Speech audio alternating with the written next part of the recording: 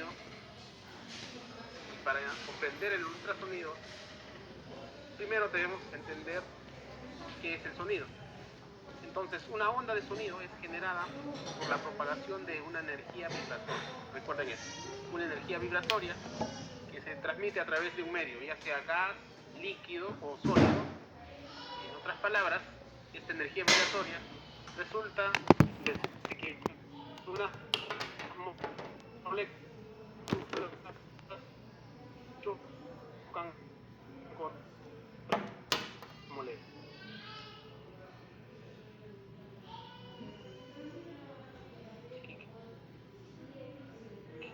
Hicieron graficar el generador de energía, es decir, tenemos el ecógrafo con el... Vamos a explicar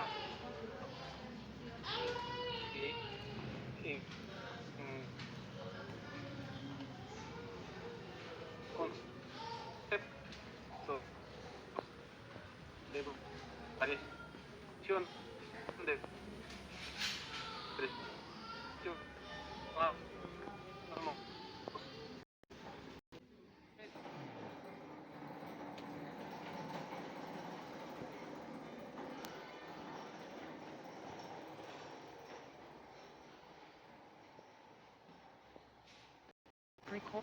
Ya decíamos que esto es la manera de generar el ultrasonido y vamos a buscar un punto fijo que en este caso lo vamos a colocar a este lactante.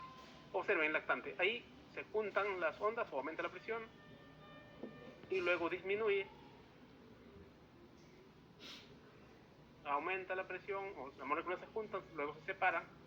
Entonces esa alternancia entre aumento de presión y disminución de presión atmosférica, explicándolo así, se va a denominar, en resumen, cuando aumenta la presión, es decir, las moléculas se juntan, se llamaría la compresión, y cuando estas moléculas se separan o disminuye la presión atmosférica, estaríamos diciendo la rarefacción.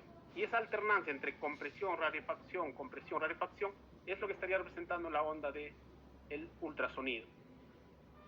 Y como pueden ver, viaja en una dirección de manera longitudinal y no en otro sentido, transversal o cualquier otro sentido. Entonces, en resumen, el ultrasonido no es eso más que el cambio de presión entre el aumento y disminución en el tiempo. O en otras palabras, cuando las moléculas se juntan, denominada compresión, y cuando se separan, rarefacción. Esa sería otra manera de explicar. Otro concepto que deben tener en cuenta es el espectro acústico sonoro. Entonces de pronto tenemos los infrasonidos. Estos infrasonidos van entre 0 Hz a 20 Hz. Caracteriza, por ejemplo, al elefante. El rango audible humano va entre los 20 Hz a los 20 kHz. Y por encima de los 20 kHz están los ultrasonidos. Quizá los representantes más importantes de los ultrasonidos serían tanto el murciélago y el delfín, pero el ultrasonido de uso médico está por encima del 1 MHz. Al inicio se trabajó hasta 20 MHz, actualmente puede ser mucho más alto esto, incluso los dermatólogos que usan bastante podrían usar hasta mucho más alto, como 100 MHz. Entonces tenemos a los elefantes ahí, a los delfines y algunas mascotas que comparten un poco lo que es el rango audible humano y versus el ultrasonido. Entonces, esa sería, cuando nos pregunten, los ultrasonidos de uso médico son por encima del 1 MHz, incluso hasta 100 MHz, dependiendo qué tan buena imagen quieres tener y superficiales sobre todo. Muy bien, otro concepto importante es la longitud de onda. La longitud de onda y la frecuencia. La longitud de onda se define como una distancia entre dos puntos similares en una onda, y estas pueden ser entre dos picos o dos valles. de esta manera. Tenemos la presión atmosférica y hemos dicho que hay un aumento o compresión y luego una rarefacción o disminución de la presión. Entonces, de la línea de base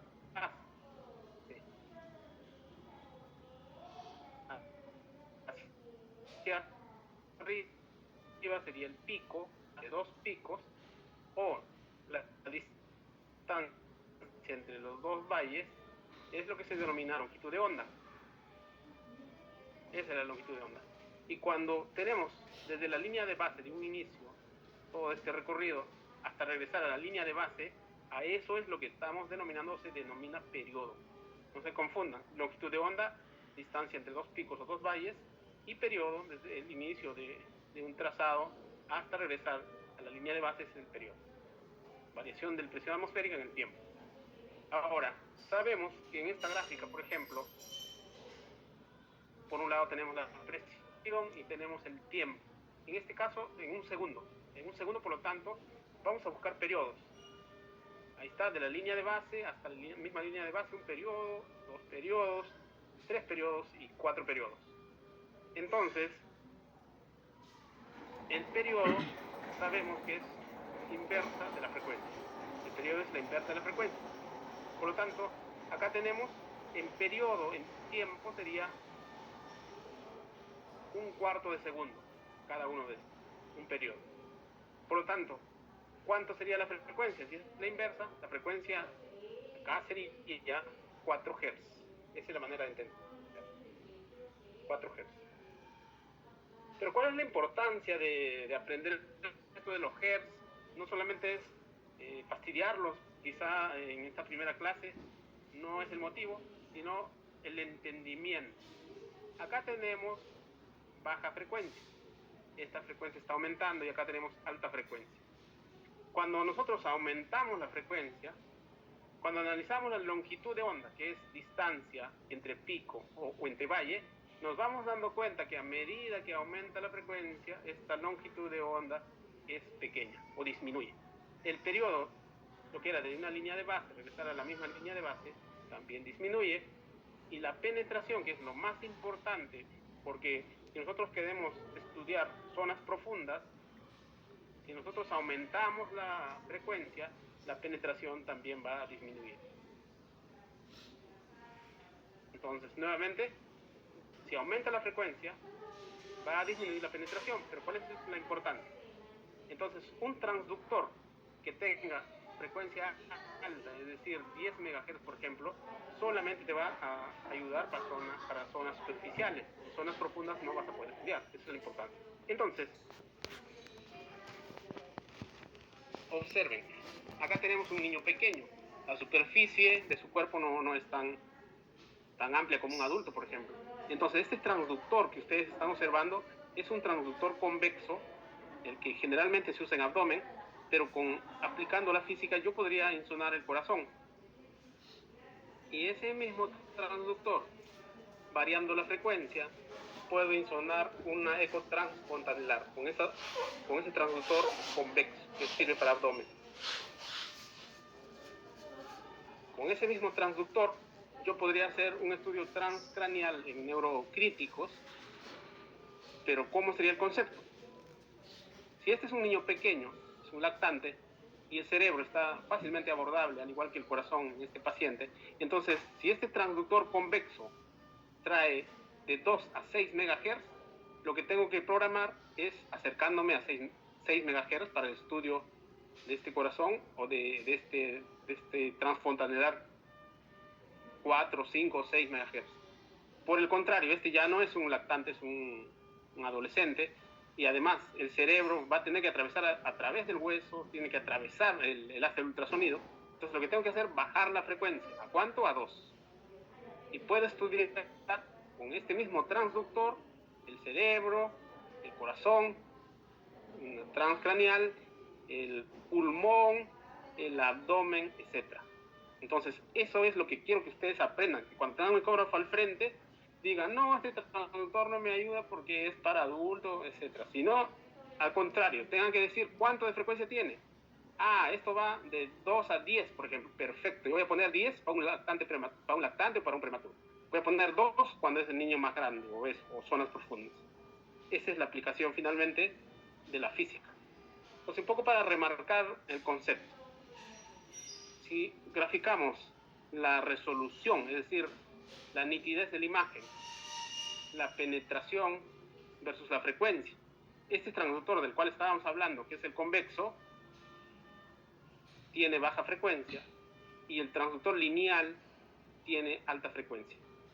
A medida que la frecuencia aumenta, miren la resolución, la calidad de imagen cómo mejora. Y por el contrario, a medida que la frecuencia del transductor aumenta, la penetración disminuye. En palabras simples, el transductor convexo en niños pequeños penetra demasiado y la calidad de imagen es mala. El transductor de alta frecuencia, el lineal, por ejemplo, en un neonato, en un prematuro, le da muy buenas imágenes porque no tiene gran penetración. Eso es en resumen. Pero ¿cómo se genera esta imagen de ultrasonido? Las máquinas de ultrasonido utilizan el principio piezoeléctrico para transformar la energía eléctrica en vibraciones y por lo tanto en ondas de ultrasonido.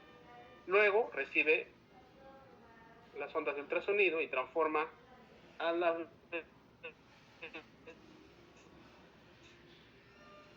Es lo más importante de la clase para entender los principios físicos y sobre todo el uso del día a día sería conocer el transductor.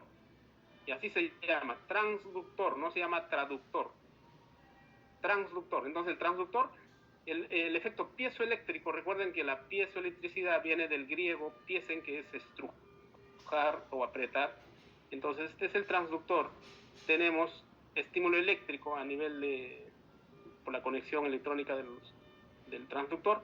Estos cristales que al ser estimulados, digamos por la electricidad, se van a deformar, se van a estrujar y van a generar ondas de ultrasonido. Nuevamente entonces vamos a la intimidad de lo que es el transductor y vemos cómo el estímulo eléctrico va a vibrar este cristal y a su vez va a generar ondas de ultrasonido. Luego estas ondas insonadas a un determinado elemento, a una parte del cuerpo, regresan y a la vez deforman nuevamente los cristales y generan electricidad. Eso es el efecto piezoeléctrico. Entonces, cuando tenemos, ya estudiando un poco más profundo, el estímulo eléctrico, vibran los cristales, salen el ultrasonido, la estructura que se insona, que es de esta forma, a su vez regresa hasta el ultrasonido, nuevamente mediante el efecto piezoeléctrico, estimulan los cristales y ahora sí ya va a un computador y este computador transformará la energía y reconstruye exactamente la imagen que ha insonado. Entonces es el principio en términos sencillos. Entonces acá tenemos el ejemplo, miren cómo el transductor emite ondas de ultrasonido y a su vez regresan de la estructura insonada y luego puedes interpretar de esa manera mediante el efecto piezoeléctrico. Ahora entonces, a esta estructura vamos a cambiar por otro órgano, por ejemplo el corazón.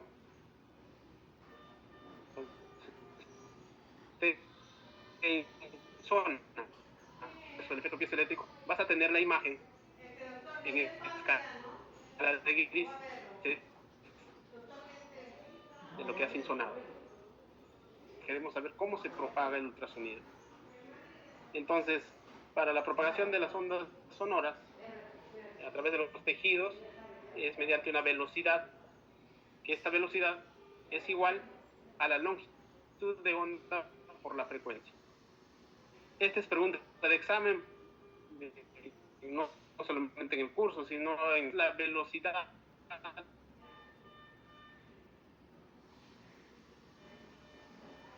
del ultrasonido es 1540 metros por segundo, es lo que se considera la velocidad del ultrasonido en medicina. Ahora, ¿cuál es la importancia de esto? Si comparamos esta velocidad de ultrasonido en los diferentes tejidos.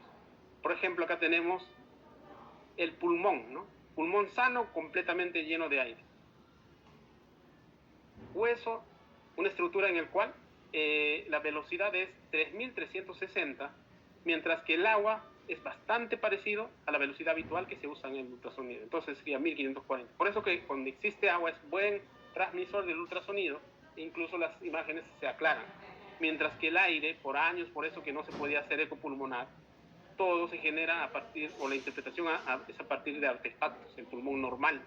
Cuando el pulmón ya se vuelve patológico, sí se condensa, puede haber una efusión pleural y definitivamente va a ser mejor el estudio. Si me preguntan, ¿cuál es mejor, la radiografía o la ecografía para una efusión pleural? Así tengas mínima cantidad, la ecografía de lejos se lo lleva. Y estoy seguro que ustedes, con tanta experiencia que algunos tienen, no van a encontrar un derrame pleural pequeño y van a decir que es una radiografía normal, pero sin embargo ya tiene una efusión pleural. Entonces, pulmón normal es a partir de artefactos, y cuando el pulmón ya se vuelve patológico, quizá las imágenes son un poco reales. Entonces, es la importancia de recordar el 1540 metros por segundo de la velocidad. Ahora, la propagación, las ondas en los medios pueden ser en homogéneos. En este caso ya viene el concepto de lo que se está determinando, la impedancia acústica. Esta impedancia acústica no es otra cosa que el producto de una densidad del medio por la velocidad del sonido en ese mismo medio. Esa es la impedancia acústica. Y por otro lado, debemos recordar, el medio de propagación no va a afectar la frecuencia de onda, pero sí la longitud de onda va a ser igual a la velocidad del sonido en ese medio, es decir, puede ser cambiante sobre la frecuencia que es constante. ¿Cuál es lo aplicativo esto de la impedancia acústica? Impedancia acústica denominada con una Z.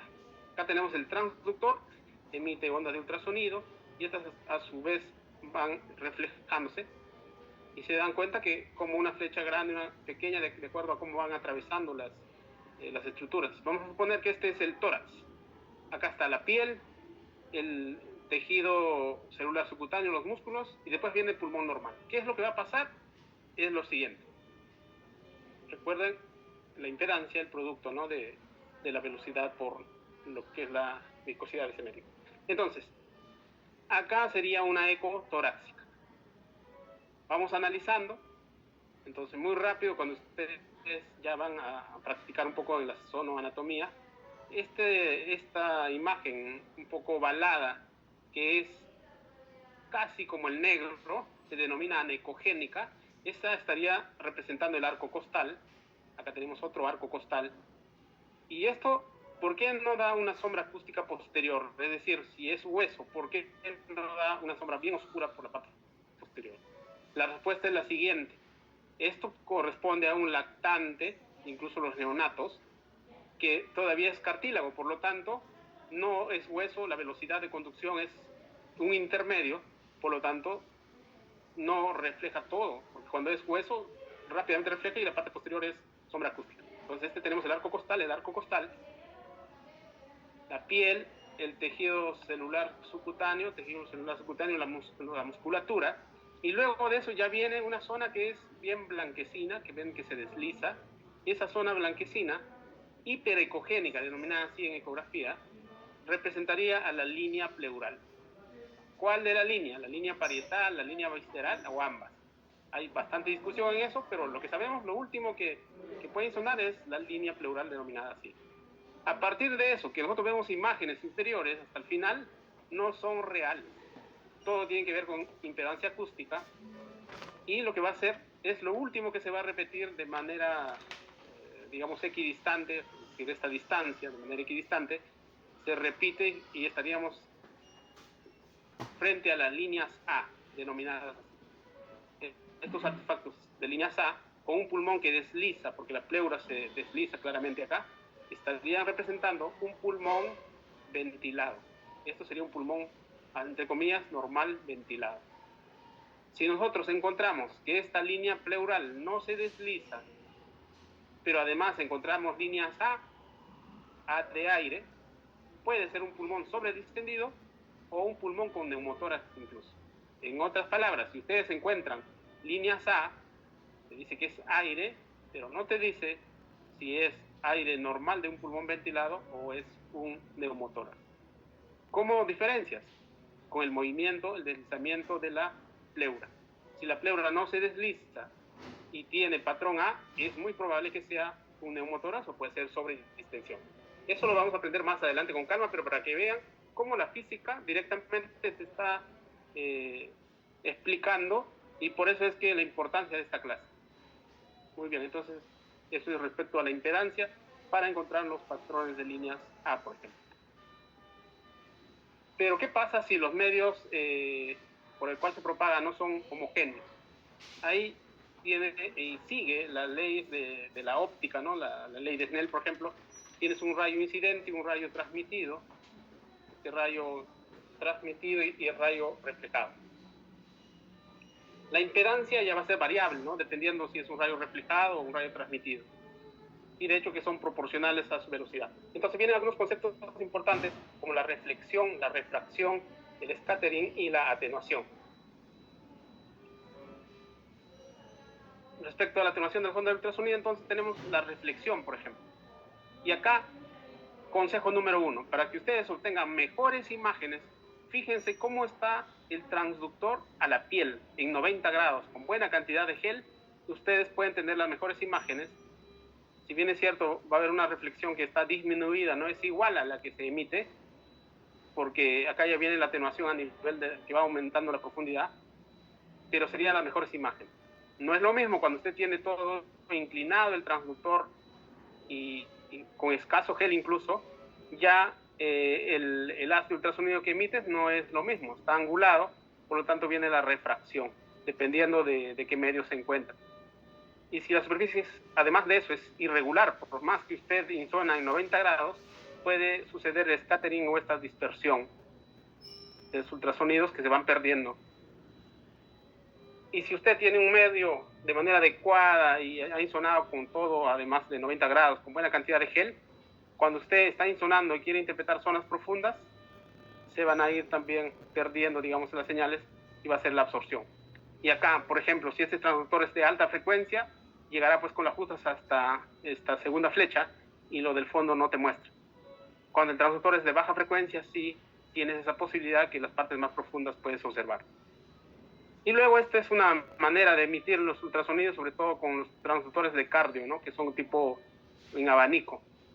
Viene la divergencia.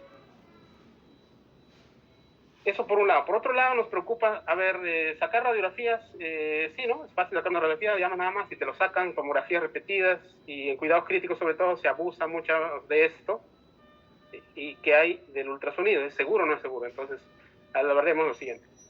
Incluso en las exploraciones de diagnóstico de rutina usando modernos dispositivos de ultrasonido, puede producirse un aumento de temperatura.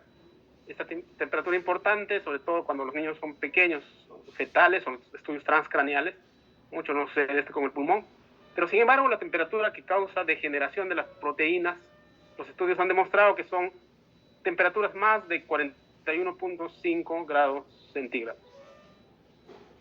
O potencialmente pueden ser causa de muerte celular cuando alcanzan los 45 grados Celsius. Usualmente no llega porque estaría quemando el transductor, ¿no? Sí se calienta, pero no llega a estas temperaturas. Por lo tanto, es seguro hasta en los fetos. Entonces, en la máquina ustedes van a tener, por ejemplo, el índice térmico, denominado el TI. Este índice térmico, ustedes se tienen que fijar en la máquina, no debería estar en ningún caso más de 3, y más bien por el contrario, cuanto más pequeño es el niño, debería estar este índice térmico menos de 0,7 o en algunos casos 1, pero nunca más de 3. Este índice térmico que se puede modificar y se puede monitorizar en el ecógrafo. Por otro lado, si analizamos el riesgo peligro, estamos hablando de los efectos mecánicos, no solamente térmicos, sino mecánicos. Igual viene el índice mecánico, el MI, que debe ser menos de 1.7, y cuando se examinan pues niños mucho más pequeños, y sobre todo cerebro, debería ser menor de 0,7 incluso, o algunos mucho menos incluso si es que tienen algún riesgo. Muy bien, aparte de eso, ustedes el lenguaje que van a usar ahora en ecografía viene el concepto de ecogénico, por ejemplo. Está ecogénico, es decir, ecogénico se refiere, tiene la capacidad de producir ecos. El isoecogénico significa ecogenicidad similar a una estructura vecina, es decir, cuando comparamos con el hígado, por ejemplo. Anecogénico no tiene ecos y todo es negro, ¿no? Generalmente es con fluidos. Y acá, por favor, si ustedes ven anecogénico, no digan que es sangre o es agua. Es difícil de diferenciar. Algunas características indirectamente te puede dar, sí, pero no concluyente. Hiperecogénico tiene alta reflectancia, como el hueso que decíamos, es brillante, por lo tanto es blanco. El hipoecogénico no es tan intenso como el blanco, es un tono un poco menor. ¿Cómo identificamos la imagen? Sería así. Acá tenemos una imagen, esta es una efusión pericárdica, la flecha exactamente donde estoy señalando es negro. Es una efusión, por lo tanto, eso sería anecogénico. Luego tengo, ya cuando se drena esa efusión pericárdica, tengo acá todo brillante, blanco, que rodea el corazón. El pericardio blanco sería hiperecogénico. Entonces ya tenemos anecogénico negro, hiperecogénico blanco.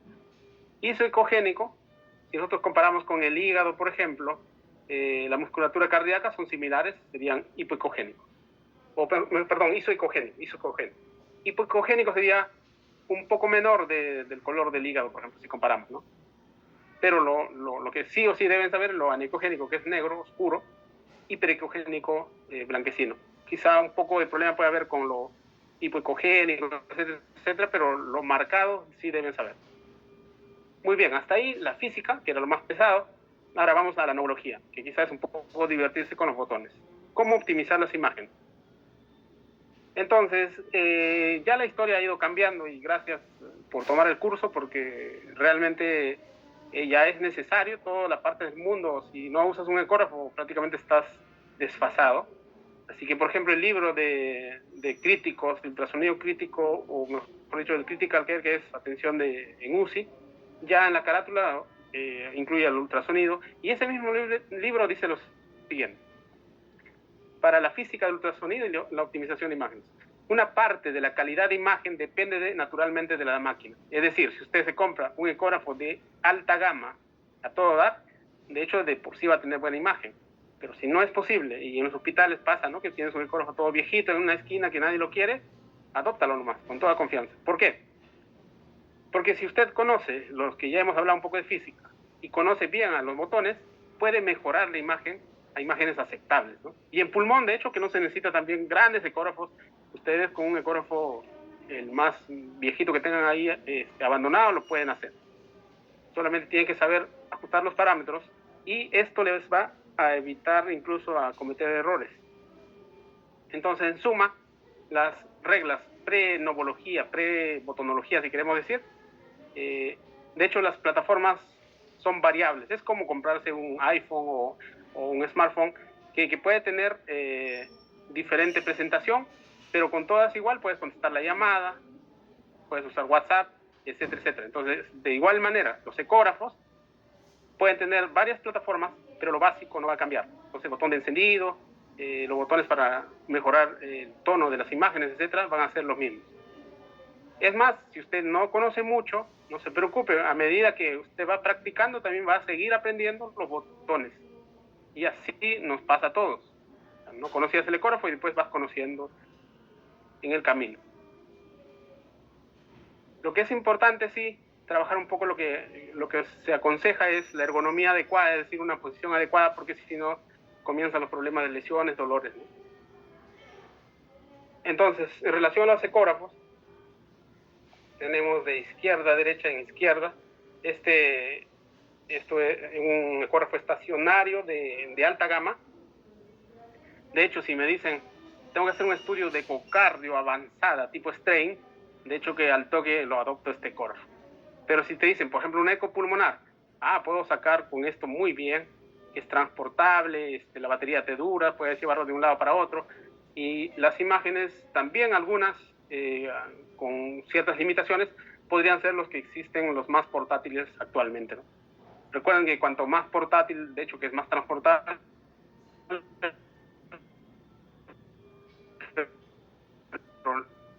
su equipo no habría problemas. Lo mismo pasa con la capacidad del poder, ¿no? que se mencionaba. Entonces, eso respecto a los ecógrafos. Respecto a la ergonomía que les decía, al inicio les va a pasar eso, ¿no? Dolor a nivel de la muñeca, el cuello, el hombro, etcétera, etcétera, porque muchas veces hay una mala posición de manera de insonar o algunas posiciones viciosas, ¿no? Entonces, eso va a hacer que suceda. No es como, bueno, en Neumo podría ser, ¿no? Algunos de elección, pero con nosotros hacemos unidades críticas. No es acá como que pones el aire a buena temperatura, buena música, todos sentaditos, tranquilos. El niño colabora y sacas buenas imágenes, todo cómodo. No siempre pasa eso. Algunas veces se tiene suerte, se puede hacer eso, y algunas veces la unidad es tan pequeña, el espacio es tan pequeño donde el ecógrafo apenas entra y tiene que acomodarse uno, ¿no? Entonces, a dos manos a trabajar, tanto la izquierda y la derecha, que igual debe dominar ambas manos. Entonces, pero esto muchas veces a la larga puede causar los dolores que llamamos problemas de ergonomía, ¿no? Muy bien, entonces, ¿qué hacemos mientras conocemos y estamos escaneando? Número uno, lo importante que tienes que conocer, y esto con frecuencia, ¿no? Como cuando un ventilador no sabes ni dónde se prende, tienes que saber dónde se prende el equipo, y no solo eso, sino ahora ya viene cómo escogemos el transductor. Este es un transductor denominado fase array o de cardio, de sectorial o de cardio. Entonces, a partir de ahora, por favor, no porque sea de cardio solo sirve para corazón. En algunos pacientes, dependiendo del rango de frecuencia, acá por ejemplo tengo frecuencia de 1 a 5. Cuando te acercas a 1, puedes insonar zonas muy profundas, 35 centímetros. Imagina a un lactante, a un prematuro, 35 centímetros, te pasas hasta la cama, creo. Entonces, esto no te va a ayudar mucho. Quizá cuando te acercas a 5 puede ser, pero puedes tener transductores cardíacos de lactantes que te pueden ir hasta 10 MHz incluso, y con ese transductor de cardio podrías insonar el pulmón. Y recuerda bien, así bien clarito, el pulmón. El transductor lineal, miren, la frecuencia 6 a 13 MHz, la profundidad hasta 6 centímetros. Es por eso que con este lineal se puede insonar en los niños grandes la zona anterior del tórax, pero la zona posterior o posterolateral es, sobre todo las zonas profundas, cuando hay una neumonía y un derrame, no se puede insonar de manera adecuada. Entonces, este lineal te puede servir para zonas anteriores, superficial, por su frecuencia. Y este microconvexo que usan en el transfontanelar o usan también en abdomen algunos lactantes, miren, va entre 5 a 8. Bienvenido, lo pueden adoptar ustedes, porque dicen, mira, de 5 a 8 MHz, y cuando yo uso 5, puedo zonas un poco más profundas y 8 más superficiales. También podrían usar para eco torácica, para estudio del pulmón. En conclusión, no hay un transductor ideal, va a depender del paciente. Niños más grandes, bajas frecuencias. Niños más pequeños, altas frecuencias. ¿Cuál de ellos? El gusto. E incluso, podría decirles, es el endocavitario que para abandonado ahí en el hospital, pueden usarlo, porque eso tiene una frecuencia incluso similar a esto. El endocavitario, el transvaginal, pueden usarlo. Solo tienen que recordar, cuando la frecuencia es baja, se puede estudiar zonas profundas, es decir, mayor penetración, pero la calidad de imagen es menor. Cuando la frecuencia es alta, por decirte acá el 10, o en 8, perdón, 8 MHz, la frecuencia alta para zonas superficiales, porque no tiene penetración, y la calidad de imagen es mejor. Y entonces para los niños tendrías que tener un grupo de transductores, pero más que tener todo un grupo de transductores, lo que debes recordar es la frecuencia, y esa es la primera clase lo que le estamos haciendo. El único que tiene que decir, bueno, de todos estos, pero quiero ver la frecuencia, ¿no? Entonces, si tienes alta frecuencia, niños pequeños, baja frecuencia, niños más grandes. Un recién nacido, por ejemplo, hasta adolescentes, podrías trabajar, por eso acá dice de 7.5 a 3.5. 3.5 será para el adolescente y el recién nacido con 7.5 MHz.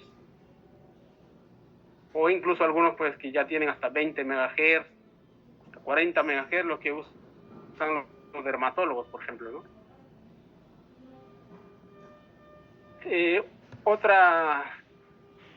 Otro hallazgo importantísimo que no deben olvidar es que esta marca, y lo voy a hacer más exagerada para que ustedes no se olviden, en la pantalla siempre hay una marquita, esa marca en radiología, es decir, cuando ustedes usen el traductor convexo, usen el traductor lineal, que no sea de cardio, su marca siempre les va a salir al lado izquierdo de la pantalla. Y por el otro lado, cuando usan el transductor de cardio, la marca les va a salir a la derecha de la pantalla, para que se orienten hacia dónde, la derecha, la izquierda, etc. Eso es lo importante. Por ejemplo, este es de cardio, ¿no? Entonces, esta señal, la marca para orientarse, como que fuera el GPS, para que no se pierdan dónde está la imagen derecha, izquierda, esa marca, como es cardio, sería a la derecha de la pantalla. También, yo sé que ustedes son neumólogos, pero dirán, bueno, ¿qué me interesa el cardio? No, lo de hoy exige así. El cardiólogo que no sabe neumología o no sabe eco pulmonar está perdido. Y el cardiólogo es más, ahora va hasta el cerebro, tiene que analizar el cerebro. Bueno, a ustedes no le vamos a exigir tanto, pero por lo menos tiene que saber el corazón, lo mínimo. Entonces, cuando insonas el corazón, acá tienes cavidades izquierdas, o sea, ventrículo, aurícula izquierda, y esto sería corazón derecho, que es bastante importante, y ustedes tienen, de hecho, patología a montones, solo que no lo saben identificar. Entonces, pero por lo menos conceptos básicos, ¿no? Cuando este corazón derecho está dilatado, yo podría pensar en patologías diversas que lo vamos a tocar en su debido momento. Pero eso es la manera. Cuando es transductor propiamente y el software de cardio, el marcador a la derecha, y en los demás sería el marcador a la izquierda, ese redondito, esa señal. Entonces, como se dan cuenta, esto es lo mismo que escribir, que pintar unas figuras.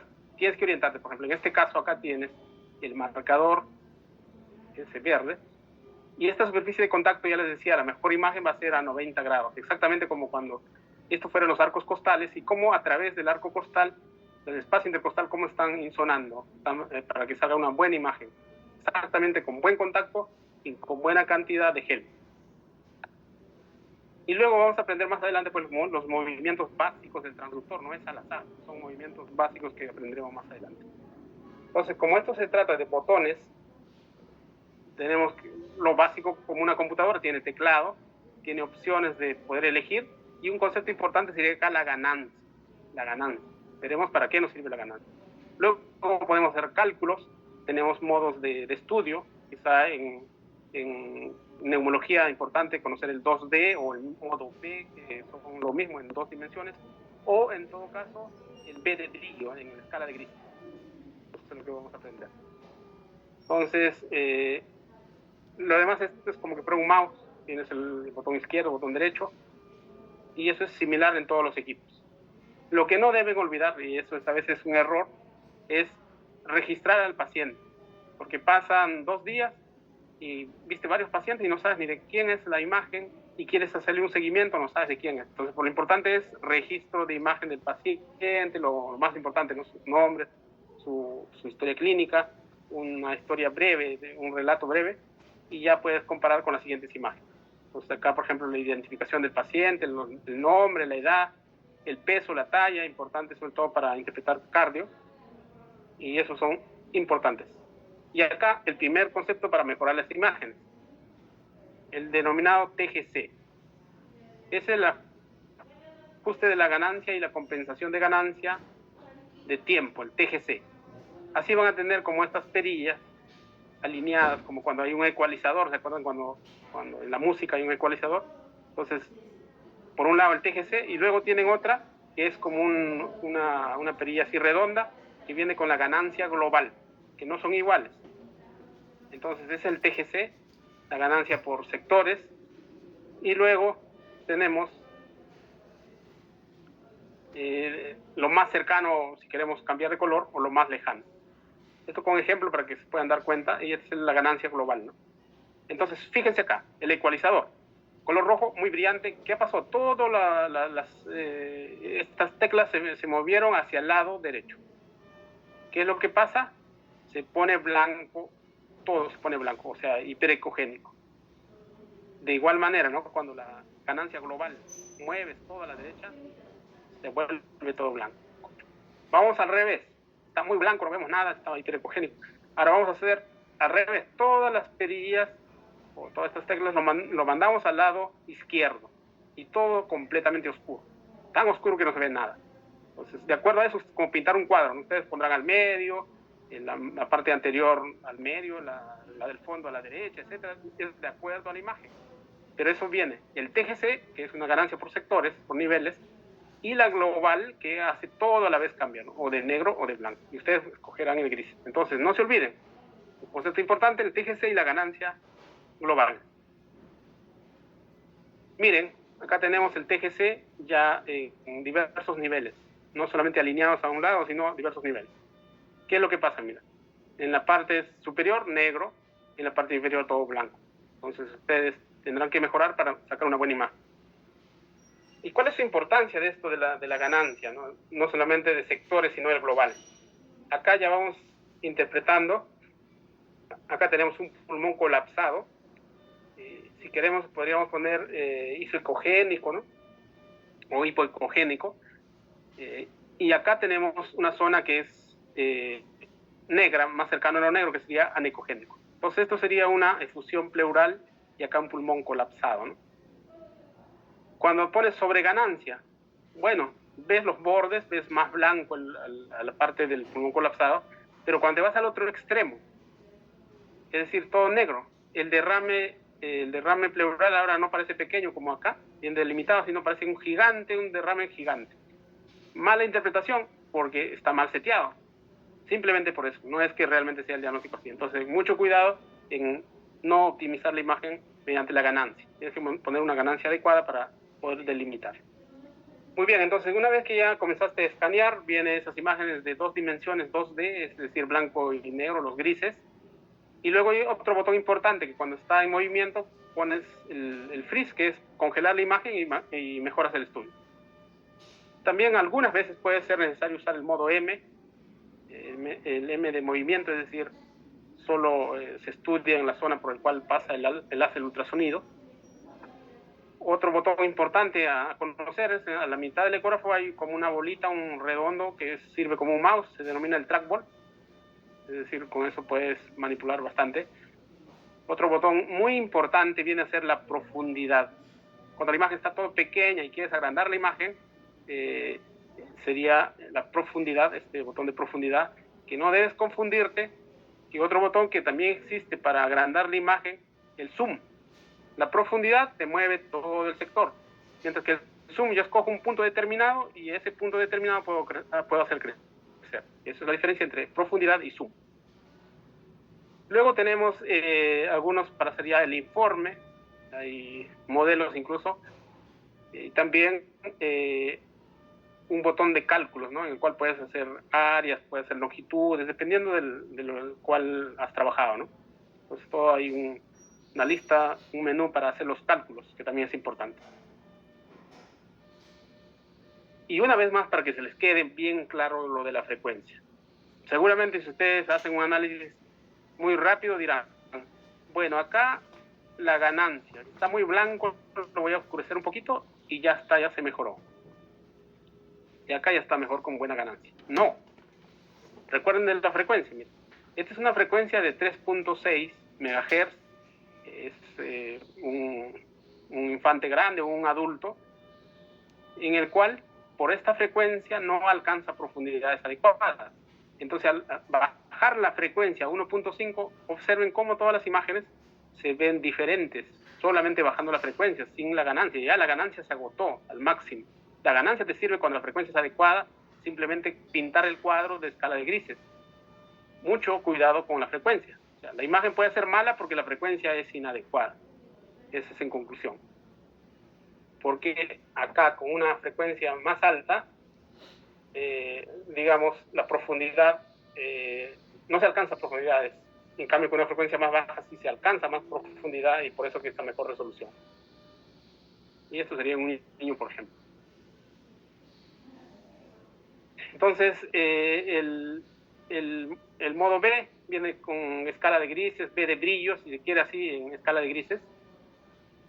Nuevamente, acá tenemos el pericardio, que sería hiperecogénico, y las cavidades serían anecogénicas. Y después ya viene, cuando uno domina un poco más, los gustos de colores, ¿no? No hay autores, como se menciona. Entonces puedes capturar una imagen de este color, un poco anaranjado, lila, fucsia, como quieras, que puedes hacerlo. No se olviden de almacenar sus imágenes. si bien es cierto la foto es importante, pero mejor los videos. En ecografía mejor es lo dinámico, ¿no? Los videos. También guarden fotos, pero sobre todo videos, ya sea en un disco de la misma máquina o ustedes lo que cuenten. Entonces, en resumen, la clase del día de hoy, en primer lugar sería, hay que tener en cuenta la ergonomía, porque si no, a la semana de haber empezado el focus ya no van a querer hacer más, porque le va a comenzar a doler la muñeca, el hombro, etc. Hay que recordar de elegir un transductor de ultrasonido apropiado. No hay el ideal, depende de cada niño. Es como un pantalón a la talla perfecta. Cada pequeño es muy prematuro, etcétera, la frecuencia debe ser alta, y cuando es un niño grande la frecuencia debe ser baja, en megahertz, del transductor me refiero. Asimismo, aplicamos los conceptos básicos de la plataforma del ultrasonido, es decir, conocer el equipo y en base a eso adquirir las imágenes adecuadamente. ¿Qué otra cosa? Hay que practicar las técnicas básicas de optimización de imágenes. ¿Qué quiere decir? Conocer la ganancia, la profundidad, el zoom, la frecuencia. No se olviden, cuando la calidad de imagen es mala, puede estar fallando la frecuencia. Y eso sería la clase de hoy. Sus preguntas seguramente deben tener. Les escucho.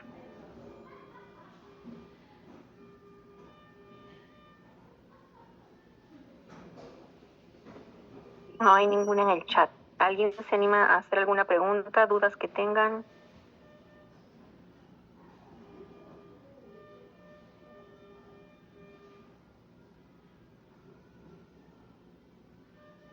Igual para comentarles que es un tema algo árido. Cuando tengan el ecógrafo